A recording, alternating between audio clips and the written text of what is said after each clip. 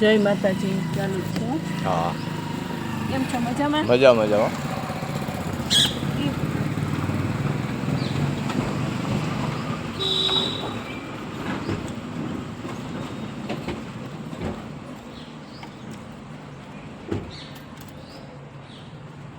કેમ છો? સારું મજામાં. મજામાં.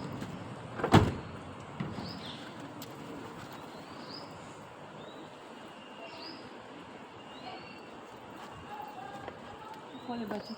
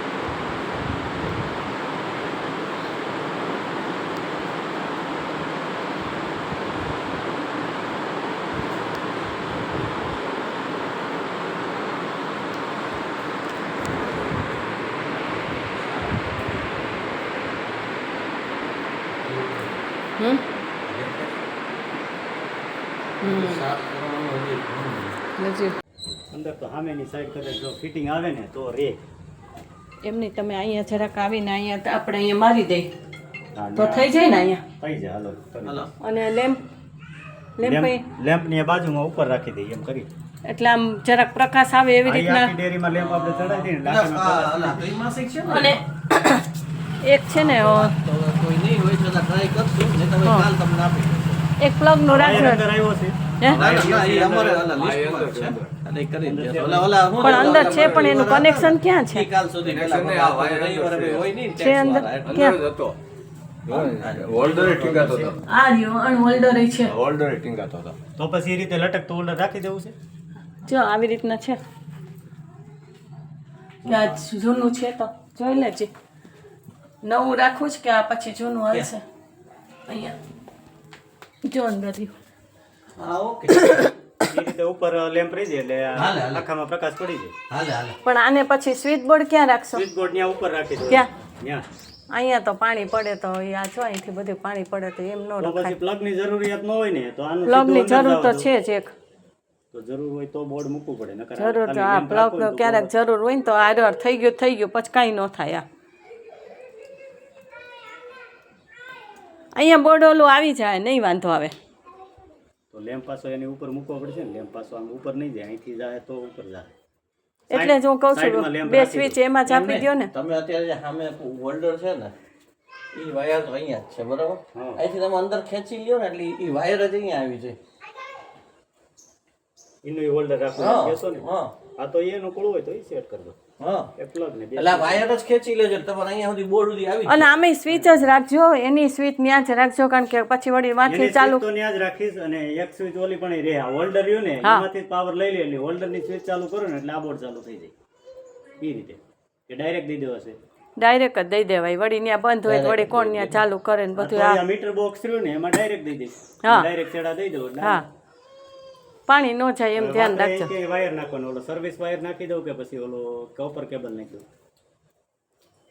સારું હોય નાખી દો. સિંગલ વાયર આવે ને કવર વાળો. હાલશે તો સર્વિસ પણ ઓલો કોપર કેબલ નાખી તો થોડોક મોંઘો પડશે. 30-35 રૂપિયા મીટર પડી જાય. બે છેડા આવે ને ઉપર કવર આવે ડબલ. અને સર્વિસ નાખી તો 15-20 રૂપિયા મીટર પડે. એ કવર વાળું સારું, ભવિષ્યમાં તકલીફ નહીં કા. આમાં પણ આ કેમેરા આ મેઇન લાઈન ની ઉપર લીધા છે ને આને ગમે ત્યારે હારી તકલીફ હા, એ તો આમાં કંઈક થાય તો એને ત્યાં એવી રીતના નાખી દીધું છે, ઉપરથી નાખવું એની જોઈએ. ઉપર તો જો કે કેબલ વાળો વાયર છે એટલે કઈ થાય તો નહીં. ન થાય ને કઈ. ના ના કઈ નહીં. કેબલ છે. આમાં કાંઈ શોર્ટ સર્કિટ થાય તો આપણામાં ન થાય. એ કઈ ન થાય. કેમેરા વાયર નીચે ન થાય. એને એવું વધુ વધારે થતું ન હોય. નહીતર એવું કર્યું હોય તો એ કાંઈ ઓલું હોલ મારી દે તો ઊંચું લઈ લઈ જરાક રાખી દે ઊંચું. ત્યાં પણ આ વાયર એ સ્લેબ કરતા અધર છે ને તો અહીંયા ન હાલે ને. એમ નહીં અહીંથી જે લટકતું છે ને અગાસીમાંથી એક હુક ત્યાં મારી દઈએ તો તમે થોડુંક ઊંચું રહે ને. હા. આ વાયર ડેમેજ ન કરે ને આ જાડો વાયર છે એ. ના ના ના ના. એમાં ત્યાં કાંઈ વચ્ચે કોઈ દી ફોલ્ટ ન થાય. ફોલ્ટ ક્યાં થાય? ઓલા પણ છેડે ને કા છેડે. બાકી વચ્ચે એને કાંઈ લોડ જ ન હોય. અને એ વાયર કેબલ જ એટલા મજબૂત હોય કે વચ્ચેથી એમાં કંઈ થતું ન હોય. એમને પણ આપણે એ વાયરને થોડોક આનાથી ઊંચો કરી નાખીએ, આની ઉપર લટકાઈને દો તો ઊંચો અહીંયા કંઈક ઓલો આપી દો તો ન થાય. ઊંચો ત્યાં ન થાય. એ આ સ્લેબ રહ્યો ને કરતાં વાયર ઊંચો છે તો એમાં ઊંચો ક્યાં થઈ ગયો? તો પાઇપ મારો તો ઊંચો થાય. અહીંયા આની તમારે કઈ પ્રોબ્લેમ ન પડે વિચારોમાં.